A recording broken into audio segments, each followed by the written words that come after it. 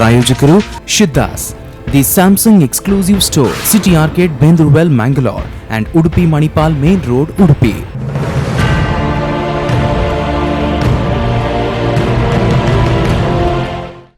ವಿಶೇಷ ಕಾರ್ಯಕ್ರಮಕ್ಕೆ ಮತ್ತೆ ಸ್ವಾಗತ. ಎಸ್ ಹರೀಶ್ ಕಿಣಿ ಅವರೇ, ನಿಮ್ಮ ಸರ್ಕಾರಕ್ಕೆ ಬಿಜೆಪಿಯವರಾಗಿರಬಹುದು, ಸಂಘ ಪರಿವಾರದ ಉಳಿದ ಸಂಘಟನೆಗಳಾಗಿರಬಹುದು, ಒಂದು ಆರೋಪ ಮಾಡೋದಿದೆ. ದನಗಳ್ಳರ ಪರವಾದಂಥ ಸರ್ಕಾರ, ದನಗಳ್ಳರ ಸಪೋರ್ಟಿಗೆ ನಿಲ್ಲುವಂಥ ಸರ್ಕಾರ. ಈಗಾಗಲೇ ಅವರು ಪ್ರಸ್ತಾಪ ಮಾಡಿದರು, ಹಟ್ಟಿಯಿಂದ ಕದ್ದುಕೊಂಡು ಹೋಗಬೇಕಾದ್ರೆ ನಮ್ಮ ಸರ್ಕಾರ ಅಂತ ಹೇಳಿದರು. ಮತ್ತೆ ಮತ್ತೆ ಅದನ್ನು ಹೇಳುವಂಥ ಅವಕಾಶವನ್ನು ಯಾಕೆ ಸೃಷ್ಟಿಸ್ತಾ ಇದ್ದೀರಿ? ನಾನು ಒಂದು ವಿಚಾರವನ್ನು ವಕೀಲರು ಹೇಳಿದ ವಿಚಾರದಲ್ಲಿ ನಾನು ಸ್ಪಷ್ಟಪಡಿಸಲಿಕ್ಕೆ ಬಯಸ್ತೇನೆ. ಸಿದ್ದರಾಮಯ್ಯ ಸರ್ಕಾರ ಬಂದ ನಂತರ ಈ ಗೋ ಹತ್ಯೆ ಜಾಸ್ತಿ ಆಗಿದೆ ಅಂತ ಹೇಳಿದರು. ಈ ಹಿಂದೆ ಯಡಿಯೂರಪ್ಪ ಸರ್ಕಾರ ಇದ್ದಾಗ ನಮ್ಮ ಜಿಲ್ಲೆಯಲ್ಲಿ ಇದೇ ಬಜರಂಗ ದಳದವರು ಎಷ್ಟು ಕಡೆಯಲ್ಲಿ ಈ ಗೋವನ್ನು ಸಾಗಾಟ ಮಾಡುವವರನ್ನು ನಿಲ್ಲಿಸಿದ್ದಾರೆ. ಅಥವಾ ನಮ್ಮ ಜಗದೀಶ್ ಶೆಟ್ಟರ್ ಅವರಾಗಲಿ, ಸದಾನಂದ ಗೌಡರಾಗಲಿ, ಆಗಲೂ ಕೂಡ ಇವರು ಈ ಕಾರ್ಯಕ್ರಮಗಳಲ್ಲಿ ಸಕ್ರಿಯವಾಗಿ ಭಾಗವಹಿಸ್ತಾ ಇದ್ದರು. ಹಾಗಾಗಿ ನಾನು ಹೇಳ್ತೇನೆ, ಸಿದ್ದರಾಮಯ್ಯ ಸರ್ಕಾರ ಬಂದ ನಂತರ ಏನು ಅಕ್ರಮ ಚಟುವಟಿಕೆ ಹೆಚ್ಚಾದದಲ್ಲ, ಈ ಹಿಂದೆಯೂ ಕೂಡ ಅಕ್ರಮ ಗೋ ಸಾಗಾಟ ಖಂಡಿತವಾಗಿಯೂ ನಡೀತಿತ್ತು. ಇದಕ್ಕೆ ನಮ್ಮ ಸರ್ಕಾರ, ಈ ಹಿಂದಿನ ಸರ್ಕಾರ, ಮುಂದೆ ಬರುವಂಥ ಸರ್ಕಾರಗಳು ಕೂಡ, ನಮ್ಮ ಕಾಂಗ್ರೆಸ್ ಸರ್ಕಾರಗಳು ಖಂಡಿತವಾಗಿಯೂ ಅಕ್ರಮ ಗೋ ಸಾಗಾಟಕ್ಕೆ ಖಂಡಿತವಾಗಿಯೂ ನಾವು ಅದಕ್ಕೆ ಯಾವತ್ತೂ ಅದನ್ನು ಒಪ್ಪಿಕೊಳ್ಳುವುದಿಲ್ಲ. ಯಾಕೆ ಪ್ರತಿಭಟನೆಯನ್ನ ಹತ್ತಿಕ್ಕುವಂತ ಕೆಲಸ ಯಾಕೆ? ನಮ್ಮ ಸರ್ಕಾರ ಈಗಾಗಲೇ ನಾನು ಸ್ಪಷ್ಟಪಡಿಸಿದ್ದೇನೆ ಏನಂತ ಹೇಳಿದರೆ, ಆ ಒಂದು ಪ್ರತಿಭಟನೆ ಹಿಂದಿನ ಏನು ಅವರ ಜನರ ಪ್ರತಿಭಟನೆಗೆ ಯಾರು ಪರ್ಮಿಷನ್ ತಗೊಳ್ತಾರೆ, ಕೇಳಿದ್ದಾರೆ, ಅವರ ಮನೋಸ್ಥಿತಿಯನ್ನು ಕೋಮು ಸೌಹಾರ್ದ ವೇದಿಕೆಯವರು ಇದರ ಪ್ರತಿಭಟನೆ ಮಾಡಿದ್ರೆ ನೀವು ಪರ್ಮಿಷನ್ ಕೊಡ್ತಾ ಇದ್ರಿ ಅಲ್ಲ. ಎಲ್ಲಿಯೂ ಆದ್ರೂ ನೋಡಿ, ಕೋಮು ಸೌಹಾರ್ದ ವೇದಿಕೆಯವರು ಅಥವಾ ಉಳಿದ ಯಾವುದಾದ್ರೂ ಸಪೋರ್ಟ್ ಕೊಡ್ತಾ ಇದ್ರಿ, KFD ಅವರು ಪರ್ಮಿಷನ್ ತಗೊಳ್ಳಿಕ್ಕೆ ಬಂದಾಗಲೂ ಅವರಿಗೂ ಅನುಮತಿಯನ್ನ, ಇಂತಹ ಪರಿಸ್ಥಿತಿಗಳಲ್ಲಿ ಅವರಿಗೂ ಅನುಮತಿಯನ್ನ ನಮ್ಮ ಸರ್ಕಾರ ಕೊಡಲಿಲ್ಲ. ಮತ್ತೆ ಇದರಲ್ಲಿ ಇನ್ನೊಂದು ಹೇಳ್ತೇನೆ, ಈಗ ಮೊನ್ನೆ ಪರ್ಕಳದಲ್ಲಿ ಪ್ರತಿಭಟನೆ ಆಯಿತು. ಅಲ್ಲಿ ಇದೇ ಗೋ ಹತ್ಯೆಯ ಬಗ್ಗೆ, ಗೋ ಸಾಗಾಟದ ಬಗ್ಗೆ ಪ್ರತಿಭಟನೆ ಮಾಡಿದರು ಇದೇ ಬಜರಂಗ. ಅಲ್ಲಿ ಸ್ಪಷ್ಟವಾಗಿ ಅವರು ಮೆನ್ಷನ್ ಮಾಡಿದ್ದಾರೆ, ಅಲ್ಲಿಯ ಪ್ರಧಾನ ಭಾಷಣಗಾರರು, ನಾನು ಅವರನ್ನು ಅಭಿನಂದನೆಗಳನ್ನು ಸಲ್ಲಿಸಲಿಕ್ಕೆ ಇಷ್ಟಪಡ್ತೇನೆ.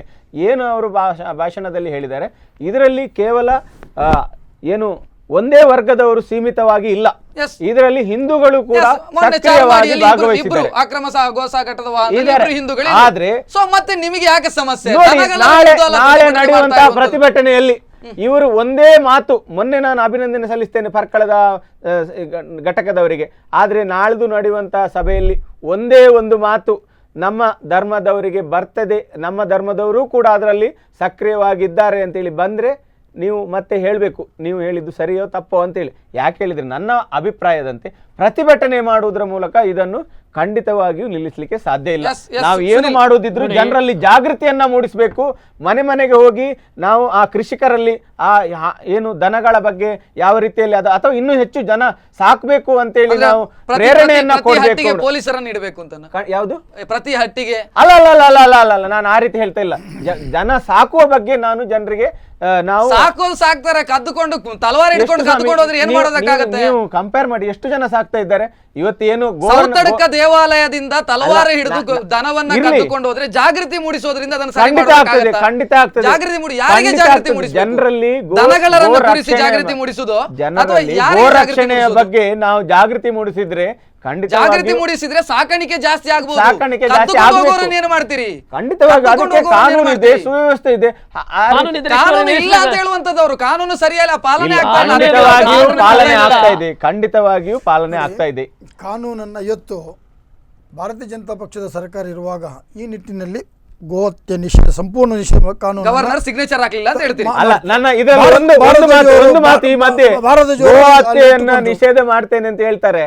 ನಮ್ಮ ದೇಶದಲ್ಲಿ ಅತಿ ಹೆಚ್ಚು ಗೋಮಾಂಸ ರಫ್ತಾದದ್ದು ಭಾರತೀಯ ಜನತಾ ಪಕ್ಷದ ನೇತೃತ್ವದ NDA ಸರ್ಕಾರ ಇದ್ದಾಗ, ಅದರದ್ದು ಏಜೆನ್ಸಿ ಕೂಡ ಇರುವಂತದ್ದು ಲಾಲಕೃಷ್ಣ ಅಡ್ವಾಣಿ ಅವರ ರಿಲೇಟಿವ್ಸ್ ಮತ್ತೆ ಮಧ್ಯಪ್ರದೇಶದ ಮುಖ್ಯಮಂತ್ರಿ ಇರುವಂತಹ ನಮ್ಮ ಇವರು ಶಿವರಾಜ್ ಸಿಂಗ್ ಚೌಹಾಣ್ ಅವರ ರಿಲೇಟಿವ್ಸ್. ಅದು ಬಿಡಿ, ಈಗಲೂ ಕೂಡ ಸ್ಲಾಟರ್ ಹೌಸ್ ನ ಇಕ್ವಿಪ್ಮೆಂಟ್ ಗಳಿಗೆ ಇವತ್ತು ಸಬ್ಸಿಡಿ ಕೊಟ್ಟದಿದ್ರೆ ನರೇಂದ್ರ ಮೋದಿ ನೇತೃತ್ವದ ಸರ್ಕಾರ. ಇವತ್ತು ನಮ್ಮ ಕಿಣಿಯವರು ಮಾತಾಡ್ಬೋದು, ಅದೆಲ್ಲ ಖಂಡಿತವಾಗಿಯೂ ಗಂಭೀರ ಆರೋಪಗಳೇ ಮಾಡಬಹುದು ವಿನಃ ಅದರಲ್ಲಿ ಸತ್ಯಾಂಶ ಇರುವುದಿಲ್ಲ. ಇವತ್ತು ಭಾರದ್ವಾಜ್ ಅವರು ಅದನ್ನು ಇಟ್ಕೊಂಡ್ರು, ಇವತ್ತು ಸಂಪೂರ್ಣ ನಿಷೇಧ ಮಾಡಬೇಕು. ಡಾಕ್ಟರ್ ಆಚಾರ್ಯರು ಗೃಹ ಸಚಿವರಾಗಿದ್ದಾಗ ಈ ಸರ್ಕಾರ ಸೊ ಇದ್ದಾಗ ಕೇಂದ್ರ ಸರ್ಕಾರ ಅದೆಲ್ಲ ಬಿಡ್ಬಿಡಿ, ಅದೆಲ್ಲ ಜನರಿಗೆ ಗೊತ್ತಿರುವಂತದ್ದು. ಕೇಂದ್ರ ಸರ್ಕಾರ ಯಾರ ಕೈಯಲ್ಲಿದೆ? ಇವತ್ತು ಮಹಾರಾಷ್ಟ್ರದಲ್ಲಿ ಮಾಡಿದ್ರಿ, ನೀವು ನೋಡಿ, ಮಾಡಬಹುದಲ್ಲ, ದೇಶದಲ್ಲೇ ನೋಡಿ, ಮಾಡಿ. ಆಮೂಲಾಗ್ರವಾಗಿ ಇದನ್ನು ಹತ್ಯೆ ನಿಷೇಧ ಮಾಡುವಂತ ಕಾನೂನು ಖಂಡಿತ ಜಾರಿಯಿಂದ ಅಲ್ಲ, ಈ ಹಿಂದೆಯೂ ಕೂಡ ಬಿಜೆಪಿ ಆಡಳಿತ ಇತ್ತಲ್ಲ ದೇಶದಲ್ಲಿ, ಆಗ ಯಾಕೆ ನಾವು ಗೋಹತ್ಯೆ ನಿಷೇಧ ಮಾಡಲಿಕ್ಕೆ ಸಾಧ್ಯ ಆಗಲಿಲ್ಲ? ಎನ್ಡಿಎ ಸರ್ಕಾರ ಇವತ್ತು ಕೂಡ ಎನ್ಡಿಎನೇ ಆದ್ರೂ ಕೂಡ ನಮಗೆ ಭಾರತೀಯ ಜನತಾ ಪಕ್ಷ ಬೇಕಾದಷ್ಟು ಬಹುಮತ ಇರಲಿಲ್ಲ. ಈಗ ಇದೆಲ್ಲ ಒಂದು ವರ್ಷ ಆಯ್ತು, ರಾಕ್ಷಸ ಬಹುಮತ ಇದೆ. ಇವತ್ತು ಹೌದು, ಏನಾದ್ರು ಒಂದು ವರ್ಷ ಸ್ವಲ್ಪ ಆಯ್ತು, simple ಯಾಕೆ majority, ನಾವು ಇದನ್ನು simple ಮಾಡ್ಲಿಕ್ಕೆ majority ಆಗ್ಲಿಲ್ಲ? ಇವತ್ತು ನಿಜವಾಗಿಯೂ ಗೋಹತ್ಯೆಯನ್ನ ದೇಶಾದ್ಯಂತ ನಿಷೇಧ ಮಾಡುವ ಕಾನೂನನ್ನು ಜಾರಿ ತರಬೇಕಂತ ನಾವು ಒತ್ತಾಯ ಮಾಡ್ತಾ ಇದ್ದೀವಿ. ಇವತ್ತು ಪ್ರತಿಭಟನೆ ನೋಡಿ, ಮಹಾತ್ಮ ಗಾಂಧೀಜಿಯವರು ಪ್ರಜಾಪ್ರಭುತ್ವ ಮಾದರಿಯಲ್ಲಿ ಯಾವುದೇ ಒಂದು ಸರ್ಕಾರದ ಗಮನವನ್ನು ಸೆಳೆಯಬೇಕಾದರೆ, ಯಾವುದೇ ಒಂದು ತಪ್ಪು ನೀತಿಯನ್ನು ವಿರೋಧ ಮಾಡಬೇಕಾದ್ರೆ ಪ್ರತಿಭಟನೆ ಮುಖಾಂತರ ಮಾಡಬೇಕು ಅಂತ ಹೇಳ್ತಾರೆ. ಪ್ರತಿಭಟನೆ ಮಹಾತ್ಮ ಗಾಂಧೀಜಿಯವರ ಬಗ್ಗೆ ಪ್ರಸ್ತಾಪ ಮಾಡಿದ್ರು. ಪ್ರತಿಭಟನೆಯ ಬಗ್ಗೆ ಆಕ್ಷೇಪ ಇರುವಂತದ್ದು ಅವರು ಹೇಳಿದ್ರು. ಒಂದು ಸಮುದಾಯ ಟಾರ್ಗೆಟ್ ಆಗತ್ತೆ. ಇಲ್ಲ ನೋಡಿ, ಹುಕುಂ ಸಿಂಗ್ ಅವರನ್ನ ಕರೆಸಿ ಉದ್ರೇಕಕಾರಿಯಾಗಿ ಭಾಷಣ ಮಾಡಿಸ್ತೀರಿ. ಉದ್ರೇಕಕಾರಿ ಭಾಷಣ ಅಲ್ಲ ಅದು, ಉದ್ರೇಕ ಇದ್ದ ವಾಸ್ತವವನ್ನ ಹೇಳುವಂತದ್ದು. ಅವರು ವಾಸ್ತವನ್ನ ಹೇಳ್ತಾರೆ, ಗೋಹತ್ಯೆ ಈ ರೀತಿಯಾಗಿ ಅಂದ್ರೆ ಒಂದು ಸಮುದಾಯ ಮಾತ್ರ ನೋಡಿ, ಎಕ್ಸೆಪ್ಷನ್ ಇರಬಹುದು, ಒಂದೆರಡು ಹಿಂದೂಗಳು ಎಲ್ಲೋ ಅಲ್ಲ, ಸಿಕ್ಕಿಬಿದ್ರು. ನಾನು ಹೇಳುವಂತದ್ದು, ಕಿಣಿಯವರು ಹೇಳಿದ್ರು ಸರ್ಕಾರ, ಆಮೇಲೆ ಅದು ಯಾವುದು ಗೋಕಳ್ಳರು ಒಂದು ಸಮುದಾಯದವರಲ್ಲ. ನಾನು ಹೇಳುವಂಥದ್ದು ಗೋಹತ್ಯೆ ನಿಷೇಧ, ಒಂದು ಗೋಹತ್ಯೆ ಮಾಡಬಾರ್ದು, ಗೋಕಳ್ಳತನ ನಡಿಬಾರ್ದು. ಇದು ಹಿಂದೂ ಶ್ರದ್ಧಾ ಬಿಂದುಗೆ ಒಂದು ದೊಡ್ಡ ಆಘಾತ, ಪೆಟ್ಟು ಇದು. ಹಾಗಾಗಿ ನಮಗೆ ಇರುವಂಥದ್ದು ಗೋಹತ್ಯೆ ನಿಷೇಧ ಕಾನೂನನ್ನು ಜಾರಿಗೆ ತರಬೇಕು. ಗೋಹತ್ಯೆಯಲ್ಲಿ ನಡಿಬಾರ್ದು ಎಲ್ಲಿ. ಹಿಂದಿನ ಸರ್ಕಾರ, ಈಗಿನ ಸರ್ಕಾರದ ಪ್ರಶ್ನೆ ಅಲ್ಲ, ನಾವೆಲ್ಲ ಹಿಂದೂಗಳಿರುವಂಥ, ಬಹುಸಂಖ್ಯಾತ ಹಿಂದೂಗಳಿರುವಂಥ ದೇಶ ಇದು. ಇಲ್ಲಿ ಗೋಹತ್ಯೆ ನಡಿಬಾರ್ದು. ಗೋಹತ್ಯೆ ನಿರಂತರವಾಗಿ ನಡೀತಾ ಇದೆ, ಅದಕ್ಕೆ ಯಾವುದೇ ಲಂಗುಲಗಾಮಿಲ್ಲ. ಹಾಗಿರುವಾಗ ನಾವು ಅದರ ವಿರುದ್ಧ ಪ್ರತಿಭಟನೆ ಮಾಡುವ ಯಾವುದೇ ಹಕ್ಕಿಲ್ವ ನಮಗೆ? ನಾವು ದೇವಸ್ಥಾನದಿಂದ ಒಂದು ಕದ್ದುಕೊಂಡು ಹೋಗ್ತಾರೆ, ಇಷ್ಟು ಕಳ್ಳತನ ನಡೀತು, ಅದು ಧಾರ್ಮಿಕ ಇದಕ್ಕೆ ಪೆಟ್ಟಲ್ವಾ? ನಮ್ಮ ಹಿಂದೂ ಸಮಾಜ ಸುಮ್ಮನೆ ಕೂತ್ಕೊಂಡು ಇಷ್ಟವರೆಗೆ ಸುಮ್ಮನೆ ಕೂತ್ಕೊಂಡದ್ರಿಂದ ಇಂಥ ಪೆಟ್ಟುಗಳನ್ನು ತಿಂದಲೇ ಬಂದಿದ್ದೇವೆ, ಸುಮಾರು 500 ವರ್ಷ ತಿಂದಲೇ ಬಂದಿದ್ದೇವೆ. ಹಾಗಾಗಿ ನಾವು ಪ್ರತಿಭಟನೆ ಮಾಡುವಂಥದ್ದು ನಮ್ಮ ನ್ಯಾಯ, ನಾವು ನ್ಯಾಯಕ್ಕಾಗಿ ಹೋರಾಟ ಮಾಡುವಂಥದ್ದು ನಮ್ಮ ಹಿಂದೂ ಶ್ರದ್ಧಾ ಬಿಂದು. ಒಂದು ಸರ್ಕಾರ ಗೋಹತ್ಯೆ ನಿಷೇಧವನ್ನ ಜಾರಿ ಮಾಡಬೇಕು ಅಂತ ನಿಮ್ಮ ಒತ್ತಾಯ ಇದೆ. ಹೌದು, ಅವರ ಸರ್ಕಾರ ಅಸ್ತಿತ್ವಕ್ಕೆ ಬಂದು 2 ವರ್ಷ ಆಯ್ತು. ಸೊ ನೀವು ರಂಜಾನ್ ತಿಂಗಳ ಕೊನೆಯ ಸಂದರ್ಭದಲ್ಲಿ ಪ್ರತಿಭಟನೆ ಇಳಿದಿದ್ದೀರಿ. ನೋಡಿ, ಪ್ರತಿಭಟನೆ ಮಾಡುವಂತದ್ದು ಒಂದು ವಿಷಯ. ಅತಿರೇಕಕ್ಕೆ ಹೋದಾಗ ನಾವು ಅದಕ್ಕೆ ಪ್ರತಿಭಟನೆ ಮಾಡಲೇಬೇಕು. ನಿರಂತರವಾಗಿ ನಾವು 1 ವರ್ಷದಿಂದ ಇತ್ತೀಚೆಗೆ ಅಂತೂ 6 ತಿಂಗಳಿಂದ ನಿರಂತರವಾಗಿ ನೀವು ನೋಡಿರ್ಬೋದು, 4-5 ದಿವಸದಿಂದ ರಂಜಾನ್ ಹಬ್ಬ ಆರಂಭ ಆದ ದಿನದಿಂದ ನೀವು ಕಂಪೇರ್ ಮಾಡಿದ್ರೆ ಒಂದು ಸಮುದಾಯವನ್ನು ನೀವು ಇದು ಮಾಡಬೇಡಿ ಅಂತ ಹೇಳ್ತೀರಿ. ಹಾಗಾದ್ರೆ ದನಗಳು ಯಾರು? ನೀವು ಇಷ್ಟು ದನ ಹೇಗೆ ಸಿಕ್ಕಿತು? ಅಲ್ಲ, ರಂಜಾನ್ ಹಬ್ಬ ಆರಂಭ ಆದ್ರಿಂದ ಈ ಜಿಲ್ಲೆಯಲ್ಲಿ ಆಗುತ್ತಿರೋ ಗೋ ಸಾಗಾಟ ಯಾವತ್ತೂ ನಡೀಲಿಲ್ಲ. ಇದನ್ನು ನೋಡಿ ಇವತ್ತು 1 ತಿಂಗಳ ರಂಜಾನ್ ಪವಿತ್ರ ಹಬ್ಬ ಅಂತ ನಾವು ಅದನ್ನು ಕರಿತೇವೆ, ಒಂದು ಅವರ ಧರ್ಮದ್ದು. ಆದರೆ ಈ ಇದರಲ್ಲಿ ಬೇರೆ ಇಡೀ ವರ್ಷದನ್ನು ಕಂಪೇರ್ ಮಾಡಿದಾಗ ರಂಜಾನ್ ಹಬ್ಬಕ್ಕೆ ಕಂಪಲ್ಸರಿ ಗೋಹತ್ಯೆಯನ್ನು ಮಾಡಲೇಬೇಕೆಂಬ ಉದ್ದೇಶದಿಂದ ಮಾಡಿದ ಹಾಗೆ ಇವತ್ತು ನಿರಂತರವಾಗಿ ಅವರು ಹೇಳಿದಂತ ಒಂದು ವ್ಯಾಲ್ಯೂಬಲ್ ಪಾಯಿಂಟ್, ರೈತರ ಆತ್ಮಹತ್ಯೆ ಪ್ರಕರಣಗಳು ಜಾಸ್ತಿ ಆಯ್ತು, ಪ್ರತಿಭಟನೆ ಮಾಡಿದ್ವಿ. ಅಥವಾ ಇನ್ನೇನೋ ಒಂದು ಇಶ್ಯೂ ಆಯ್ತು, ಜಾಸ್ತಿ ಆಗ್ತಾ ಬಂದಾಗ ಅತಿರೇಕಕ್ಕೆ ಹೋದಾಗ ಪ್ರತಿಭಟನೆ ಮಾಡ್ತೀವಿ. ಸೊ ಇಲ್ಲಿ ಈ ತಿಂಗಳಲ್ಲಿ ಆಗ್ತಾ ಇದೆ, ಮತ್ತೆ ಯಾವಾಗ ಮಾಡಬೇಕು?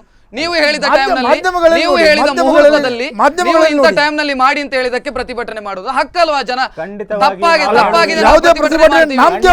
ನಾಮಕೆ ವಾಸ್ತೆ ಆಗಬಾರ್ದು, ಖಂಡಿತ ಯಥಾರ್ಥವಾಗಿ ನಾವು ಮಾಡ್ತಾ ಇದ್ದೀವಿ. ನಾನು ಹೇಳ್ತಾ ಇದ್ದೇನೆ, ನಾವು ಪ್ರತಿಭಟನೆಯನ್ನ ಮಾಡುವುದು ಬೇಡ ಅಂತ ಹೇಳಿ ಎಲ್ಲಿಯೂ ಹೇಳುವುದಿಲ್ಲ. ಮತ್ತೆ ಯಾಕೆ ಅದನ್ನ ಕಂಡೀಷನ್ ಹಾಕ್ತೀನಿ? ನಿನ್ನೆ ಅದಕ್ಕೆ ಅವಕಾಶ ನಿರಾಕರಿಸಿದ್ರು, ಇವತ್ತು ಒತ್ತಾಯದ ನಂತರ ಅದಕ್ಕೆ ಕಂಡೀಷನ್ ಹಾಕಿದ್ರು. ಮಹಾತ್ಮ ಗಾಂಧಿ ವಕೀಲರು ಮಹಾತ್ಮ ಗಾಂಧೀಜಿಯವರು ಹೇಳಿದ್ರು ಪ್ರತಿಭಟನೆಯನ್ನ ಮಾಡಿ ಅಂತೇಳಿ. ಆ ಕಾಲದಲ್ಲಿ ಖಂಡಿತ, ಆದ್ರೆ ಯಾವ ರೀತಿಯ ಪ್ರತಿಭಟನೆಯನ್ನ ಮಾಡಬೇಕು ಅಂತ ಹೇಳಿ ಮಹಾತ್ಮ ಗಾಂಧಿ ಪ್ರಜಾಪ್ರಭುತ್ವ ಮಾದರಿಯಲ್ಲಿ ಅಹಿಂಸಾತ್ಮಕ ರೀತಿಯಲ್ಲಿ ಇವರ ಪ್ರತಿಭಟನೆಗಳಲ್ಲಿ ಬಾಂಬೆಲ್ಲ ಇಟ್ಕೊಂಡು ಬಂದು ಈಗಾಗಲೇ ಶಿವಮೊಗ್ಗದಲ್ಲಿ ಆದ ರೀತಿಯಲ್ಲಿ ಪ್ರತಿಭಟನೆ ಆಗಿದಾ? ಶಿವಮೊಗ್ಗದ ಘಟನೆ ಏನು ಅಂತ ಹೇಳಿ ಈಗ ಅದರ ವರದಿ ಬಂದಿದೆ. ಶಿವಮೊಗ್ಗದ ವರದಿ ಬಂದಿದೆ. ಘಟನೆಯಲ್ಲಿ ಯಾವ ರೀತಿಯ ಹತ್ಯೆ ಆದದ್ದು, ಯಾರು ಹತ್ಯೆ ಮಾಡಿದ್ದು, ಅಮಾಯಕನನ್ನು ಕೊಲ್ತಾರೆ ಅಲ್ಲಿ ಯಾರು ಕೊಂದದ್ದು ಅಂತ ಅಲ್ಲಿ 2 ಹತ್ಯೆ ಆಗಿದೆ. ಒಬ್ಬನ ಹತ್ಯೆಯಲ್ಲಿ ಮತ್ತೊಂದರಲ್ಲಿ ಹಿಂದೂಗಳನ್ನು ಅರೆಸ್ಟ್ ಮಾಡಿದ್ದಾರೆ. ನಾನು ಅದೇ ಹೇಳಿದ್ದು. ಆ ಶಿವಮೊಗ್ಗದ ಏನು ಅಲ್ಲಿ ಯಾವ ರೀತಿಯಲ್ಲಿ ಯಾವ ರೀತಿಯ ಗಲಭೆ ಆಯ್ತು, ಒಂದು ಸಂಘಟನೆಗಳು ಇನ್ನೊಂದು ಸಮುದಾಯದ ಹಿಂದೂಗಳಲ್ಲಿ ನೀವು ಅತಿ ಸಂವೇದನಾಶೀಲತೆಯನ್ನು ತೋರಿಸಿದ ರೀತಿಯಲ್ಲಿ ಕಾಣಿಸ್ತಾ ಇದೆ. ಲಾಸ್ಟ್ ಟೈಮ್ ಹಿಂದೂ ಸಮಾಜೋತ್ಸವ ಆದಾಗ ಸಮಸ್ಯೆಗಳಾಗಿರ್ಲಿಲ್ಲ. ಖಂಡಿತ ಅಂದ್ರೆ ಪೊಲೀಸ್ ಇಲಾಖೆ ಕೂಡ ಅದಕ್ಕೆ ಬೇಕಾದಂತ ವ್ಯವಸ್ಥೆಯನ್ನ ಮಾಡಿತ್ತು. ಮತ್ತೆ ಯಾಕೆ ಈಗ ಯಾಕೆ ಅದಕ್ಕಿಂತ ಕಡಿಮೆ ಜನ ಸೇರ್ತಾ ಇದ್ದಾರೆ. ನಾಳೆ PFI ಮಾಡಿದ್ರೆ ಇವರು ಪರ್ಮಿಷನ್ ಕೊಡ್ತಾರೆ? ಇಲ್ಲ, ಖಂಡಿತ ಅವರಿಗೂ ಈ ಹಿಂದೆ ನೀವು ನಿಮ್ಮ ರೆಕಾರ್ಡ್ಗಳನ್ನು ತೆಗೆದು ನಾನು ಒಂದು ಹೇಳ್ತೇನೆ ನೋಡಿ,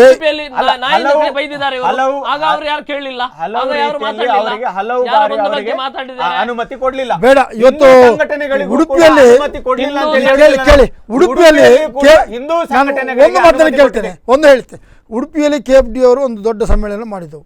ಯಾರು ಕೂಡ ನಾವು ಹೋಗಿ ಮನವಿಯನ್ನು ಕೊಡಲಿಲ್ಲ, ಸಮ್ಮೇಳನವನ್ನು ನಿಲ್ಲಿಸಿ ಅಂತ ಹೇಳಲಿಲ್ಲ, ಮಾತುಗಳನ್ನು ಅವರಿಗೆ ಶರ್ತಬದ್ಧ ಕಂಡಿದ್ದು ಲೈಸೆನ್ಸ್ ಪರ್ಮಿಷನ್ ಕೊಡಿ ಅಂತ ಹೇಳಲಿಲ್ಲ. ಆದರೆ ಆ ಸಭೆಗಳಲ್ಲಿ ಮಾತಾಡಿದ ನೋಡಿದರೆ ಯಾವೊಬ್ಬ ಭಾರತೀಯ ಇವತ್ತು ಕಿಣಿಯವರು ಆಗಲಿ ನಾನಾಗಲಿ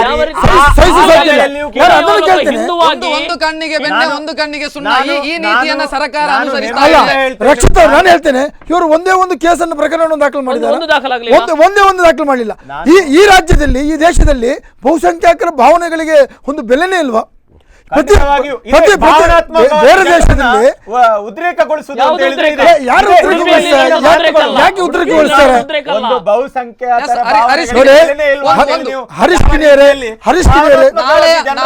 ಅಂದ್ರೆ ಸೋಮವಾರದ ಪ್ರತಿಭಟನೆಯ ಬಗ್ಗೆ ಅವರ ಸಂಘಟನೆ ಒಂದು ಸ್ಪಷ್ಟನೆಯನ್ನ ಕೊಟ್ಟಿದೆ. ಇದು ನಮ್ಮ ಲೇಬಲ್ ಅಲ್ಲಿ ಮಾಡ್ತಾ ಇರುವಂತ ಪ್ರತಿಭಟನೆ ಅಲ್ಲ. ಇವರು ಉದ್ರೇಕ ಹೇಳ್ತಾರೆ ಒಂದು ವರ್ಗದ ಬಗ್ಗೆ. ನಮ್ಮೊಟ್ಟಿಗೆ ಇರುವವರು ಅಲ್ಪಸಂಖ್ಯಾತರು, ನಮ್ಮ ಡ್ರೈವರ್ ಆಗಿರುವವರು ಮುಸ್ಲಿಮರು, ನಮ್ಮ ಫ್ರೆಂಡ್ಸ್ ಮುಸ್ಲಿಮರು, ನಮ್ಮ ಕಕ್ಷಿಗಾರರು ಮುಸ್ಲಿಮರು. ಎಲ್ಲಿ ನಾವು ಮುಸ್ಲಿಮರಿಗೆ ಅಥವಾ ಇನ್ನು ಕ್ರಿಶ್ಚಿಯನ್ರಿಗೆ ಅನ್ಯಾಯ ಮಾಡ್ತಾ ಇದ್ದೇವೆ? ಒಂದು ವಿಚಾರವನ್ನು ಸ್ಪಷ್ಟನೆ ಕೊಟ್ಟಿದೆ.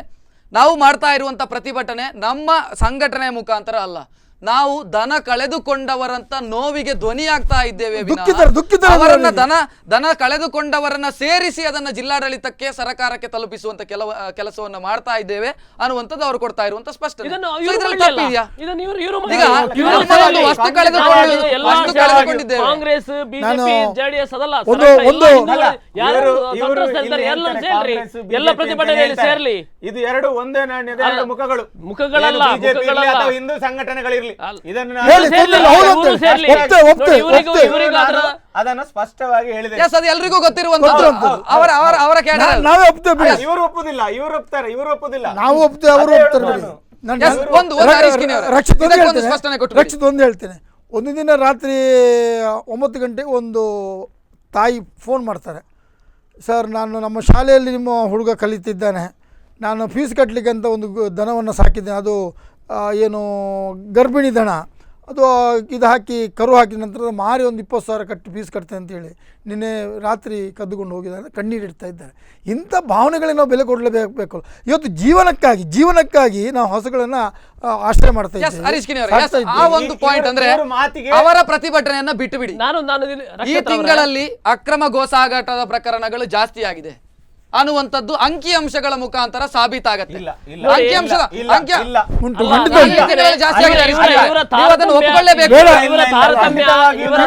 ಇವರ ತಾರತಮ್ಯ ಎಲ್ಲಿವರೆಗೆ ಅಂತ ಹೇಳಿದ್ರೆ, 10 ಲಕ್ಷ ಇಮಿಡಿಯೇಟ್ ಕೊಡ್ತಾರೆ, 3 ಲಕ್ಷ ಕೊಡ್ಲಿಕ್ಕೆ. ಕಬೀರ್ ಒಬ್ಬ ಗೋಕಳ್ಳ, ದನಕಳ್ಳ, ಅವರ ಮೇಲೆ ಎಷ್ಟು ಕೇಸ್ಗಳಿದೆ, ಎಲ್ಲಾ ಕಡೆ ಕೇಸ್ಗಳಿದೆ. ನಿಮ್ಮ ಸರ್ಕಾರ ವೈಫಲ್ಯವನ್ನ ಕಂಡಿದೆ ದನ ಕಳ್ಳರಿಗೆ ಅಂಕುಶ ಹಾಕೋದಕ್ಕೆ, ದನ ಕಳ್ಳರಿಗೆ, ದನ ಸಾಗಾಟಗಾರರಿಗೆಲ್ಲ, ದನ ಕಳ್ಳರಿಗೆ ಅಕ್ರಮವಾಗಿ ಸಾಗಾಟ ಅನಿಸ್ತಾನೆ ಇಲ್ವಾ ನಿಮಗೆ? ಖಂಡಿತವಾಗಿಯೂ ಇಲ್ಲ. ನೀವು ಪತ್ರಿಕೆ ಓದೋದಿಲ್ವಾ? ಖಂಡಿತ ಓದ್ತೇನೆ. ಪತ್ರಿಕೆಗಳನ್ನ ಒಂದು ಪೇಪರ್ ಮಾತ್ರ ಪೇಪರ್ ಓದ್ತೀರಿ? ಎಲ್ಲ ಪೇಪರ್ ಪೇಪರ್ಗಳನ್ನು ಓದಿ. ಒಂದು ಪತ್ರಿಕೆ ಮೊನ್ನೆ ಕುಂದಾಪುರದ ಘಟನೆ, ಚಾರ್ಮಾಡಿಯ ಘಟನೆ, ಕುಂದಾಪುರದ ಘಟನೆ, ನಿನ್ನೆ ನ್ಯೂ ಚಿತ್ರದ ಹತ್ರ 20 ದನಗಳನ್ನ ಹಿಡಿದದ್ದು, ಇದು ಗಂಭೀರತೆ ಅಲ್ವಾ? ಪ್ರಕರಣದ ಗಂಭೀರತೆ ಅಲ್ವಾ? ಮೊನ್ನೆ ಕುಂದಾಪುರದ ಘಟನೆ 8 ಪೇಪರ್ ಓದ್ತೇನೆ, 5 ಪೇಪರ್ನಲ್ಲಿ ಒಂದು ರೀತಿ ಇದೆ, 3 ಪೇಪರ್ಗಳಲ್ಲಿ ಇನ್ನೊಂದು ರೀತಿ ಇದೆ. ಯಾವುದನ್ನು ನಂಬ್ತೀರಿ ನೀವು? ಸಾಮಾಜಿಕ ಸೋಷಿಯಲ್ ಮೀಡಿಯಾಗಳಲ್ಲಿಯೂ ಕೂಡ ಮೊನ್ನೆ ಈಗ ಹರೀಶ್ ಕಿಣಿ ಅವರ ಕನ್ಕ್ಲೂಷನ್ ಸಮಸ್ಯೆಯೇ ಇಲ್ಲ, ಕದಿಯೋರೇ ಇಲ್ಲ. ನಿಮ್ಮ ಕನ್ಕ್ಲೂಷನ್? ಒಂದೇ ನಿಮಿಷ. ಸಮಸ್ಯೆ ಇಲ್ಲ ಅಂತೇಳಿ ಹೇಳುವುದಿಲ್ಲ, ಸಮಸ್ಯೆ ಇದೆ. ಆ ಸಮಸ್ಯೆಯನ್ನ ನಾವು ತಡೆ ಹಿಡಿಯಬೇಕಾದ್ರೆ ಈ ರೀತಿಯ ಪ್ರತಿಭಟನೆಗಳನ್ನ ಮಾಡಿ ಒಂದು ಸಮುದಾಯದವರನ್ನ ಎಲ್ಲೂ ಹೇಳಿಲ್ಲ.